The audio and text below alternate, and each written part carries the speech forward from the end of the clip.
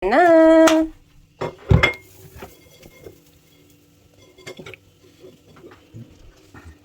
Yay! Oh, make our smiley. Good smiley. Yeah, then.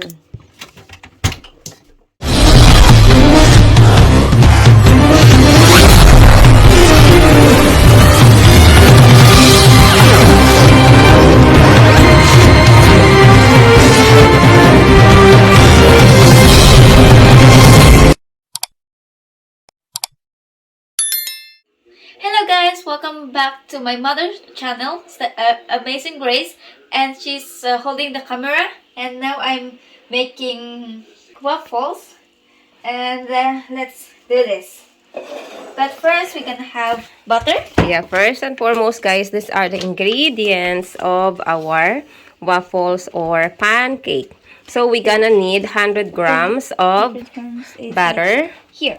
Yes, cut it like that. You know what to do. Yes. Okay. Anyway, Stephanie is going to do the job for me because we're gonna need a waffle so that she can also bring waffles to school and put it there. And we're going to We're gonna put in the the microwave. yes, do that. just push it. No need, not that's enough because it will melt so fast. And while you are waiting for that, add the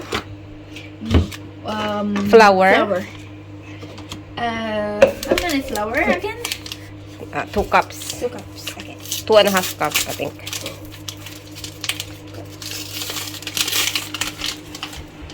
To measure the flour. It's in this Norwegian measuring cup, this 2 cups. Don't do that when you're measuring. Here. 200 is 2 cups, and then just add half. Then it will be 2.5 cup. Okay, that's enough. And I think our butter is already melted, but not 100%. We still need to, because butter, guys, melts very fast, and this is very warm. We have to wait. Be careful, I spill the butter on the. So what you're gonna do is to Put add the flour in the bowl. yeah, put it aside. Where's the sugar? And we have flour, and then let's add 2 or 3 spoon of sugar. Why the sugar has a coffee? Okay, that's enough. I don't know. But it's okay, guys. I think someone used spoon without cleaning it. Slowly, don't do that. And baking powder. Baking powder. That's the baking powder. 1 tablespoon of baking powder. Okay. That's it. And a pinch of salt, yes. Okay, that's enough. And what you're going to do is to, because our butter is crazy hot, warm, open my milk. For me and Stephanie are using this lactose-free milk because we both can't drink the normal milk. How much? 2 cups. 2 cups. 2.2. Okay, more? Yep. No, that is not 200. Okay. And add, wait, you mix this and add The butter? the butter to the milk so that the butter will not be, yeah, that's it. Careful. But can you scoop the butter? Yeah. And now we're mixing the butter and the milk. And to make batter, we're gonna add the mixture of milk and butter. Wait, and butter into our dried ingredients. Like that. And then slowly mix in one direction. It's almost same thing, guys, when you make cake or what you call this, muffin. And while we're doing this, our form is already heated. And we're going to add butter on that also. And then, just mix like that. I said one direction. Why you are always making it so difficult? I'm so stressed. And if you notice that it's dry, add this again. Add 2 eggs. No, add 1 egg. 1 egg. 1 egg. Just 1 egg. Accident happened because you don't. She almost lost it on the floor, guys. But luckily, Suddenly, I take it. and again mix it. Hold properly and mix. Because we're going to make a consistency of not so thick and not so dry, not so wet. Then we're gonna add more milk. Mix. To get the consistency that we need, we're gonna mix it. So, stay tuned. So guys, ayan, we mix it. We get this kind of consistency. And then we're going to add the secret ingredients to have a wonderful and very good taste.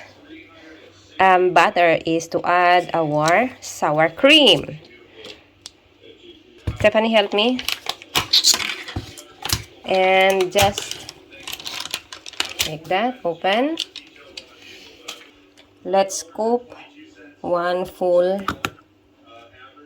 spoon of sour cream, or a little bit more. And the sour cream you can eat.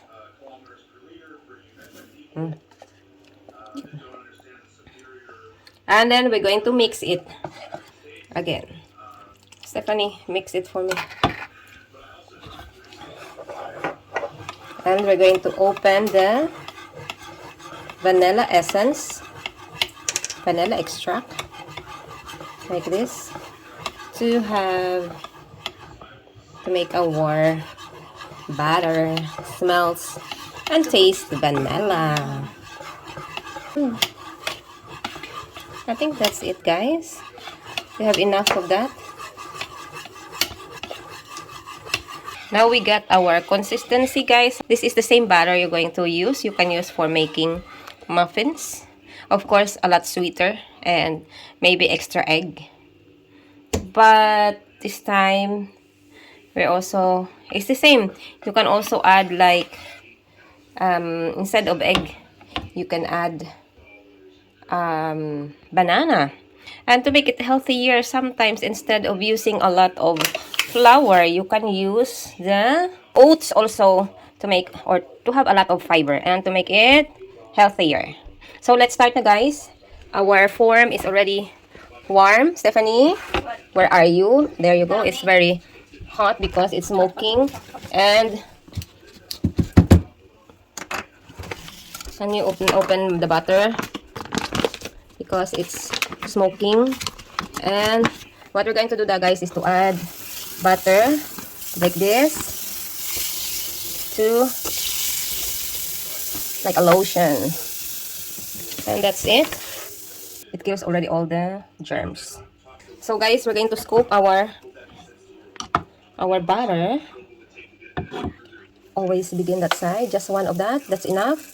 And then to this, and then just close it.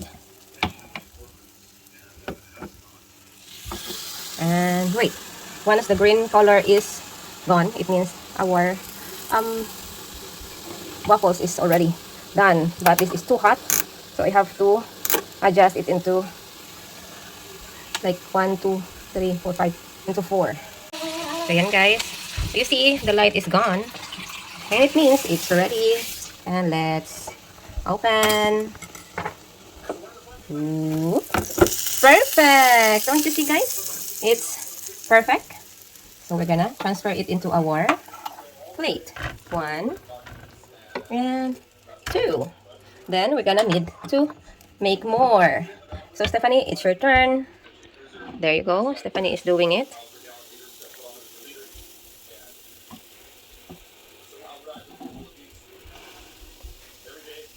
And just cover.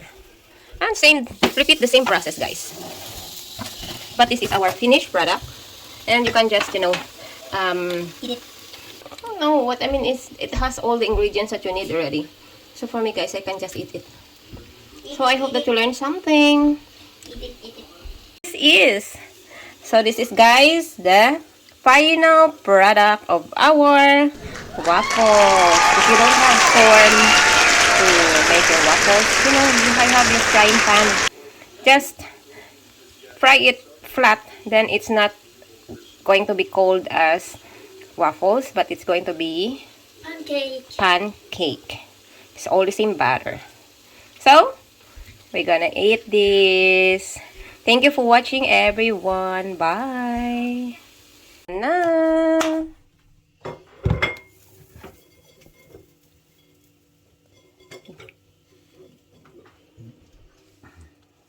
Yay! Oh, make our smiley.